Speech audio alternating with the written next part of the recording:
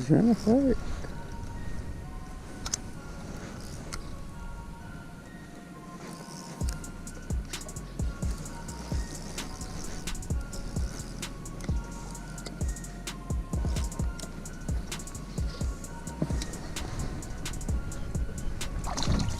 What the fuck is that here?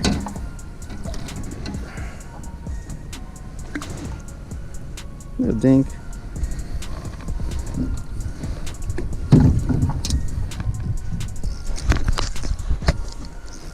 Little dink fights hard, man.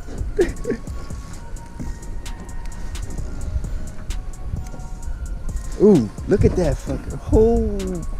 Dude, you guys probably couldn't see that, but there was a big one that just came up, bro. Hey guys, I wanted to talk about something right here. Even though you can only see dinks, dude, sometimes it's good to throw it on a small little setup, try to catch one, and what it does is it shows me that there's bigger fish in this area because the big fish showed themselves. But then, this isn't on tape because I don't really have a good setup for YouTube, really. I just half-assed it, whatever, but dude, after this, the fish became active in the spot probably for a good 15 minutes. There was actually 2 big ass ones and then 2 medium sized ones, probably like 3 pounds, 4 pounds, that came from the very back of the cove. And then after I caught this one, this little dink, those other ones were attacking little fish back here. The bad thing is I just couldn't get one, but what it does is it allows me to hit this spot for, you know, half hour, 45 minutes instead of just 15 minutes and moving on, because I know there's bigger fish, so might as well try.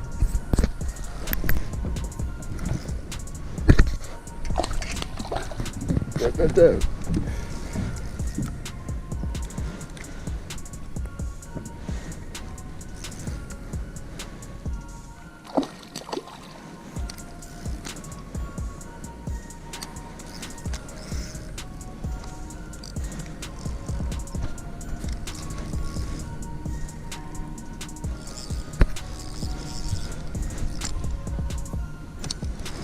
Okay, there it is.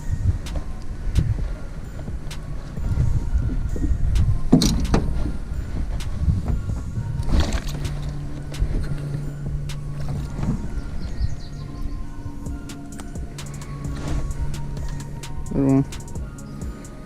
Check it out, I got a little slab. I want to take a second to talk about this fish. Dude, so this little spot had a bunch of little dinks, a couple medium fish.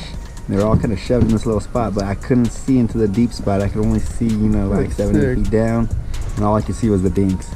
But dude, when I saw this one fish go up into the bush, it was crazy. I was throwing this little jig on the side of it, and this fish wouldn't move. So I only have 4 pound test on my setup, so I threw it on the top and let it go down in between the twigs, and dude, I got this fish.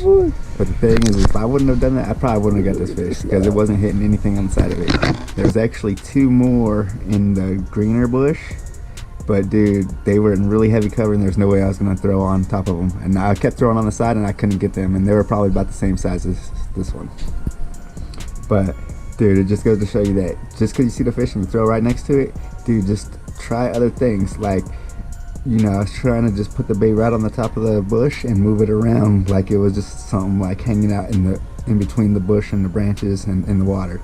And dude, it made the fish react big time. Okay, got a decent one finally. Or maybe just a little small one.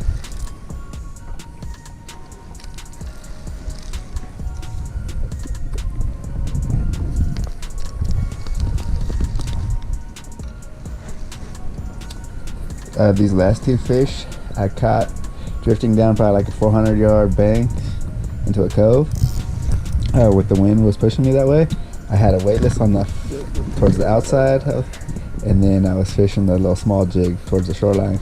But I caught all these fish on the weightless wacky, and I actually lost a really good fish too right after these 2, and then I actually lost a couple other dinks. But if I had more time, I probably would have hit that 400 yards at least 2 more times. But it was already late, and I was out there for like 9 hours, so I had to take off. I was just too tired. But you know, that's a good strategy sometimes with the 2-pole license, is to drift down throw the wacky out and use another pole for something It'll else. be nicer, and then but if you start getting still hit, tiny. then you know, hit those areas more. Alright, you guys, I'm out. Well, have a good one. Thanks for watching.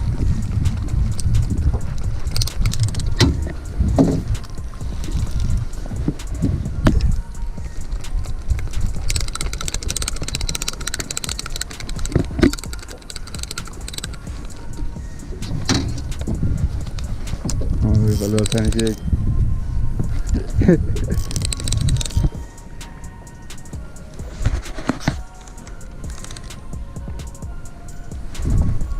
My jacket strap.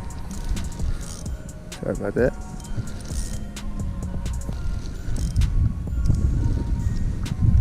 Another little dink.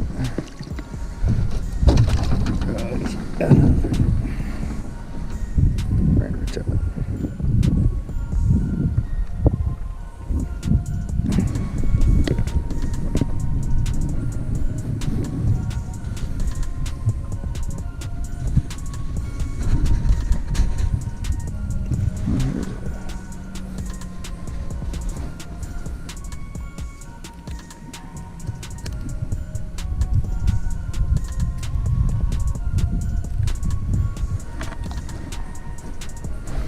Another little dink.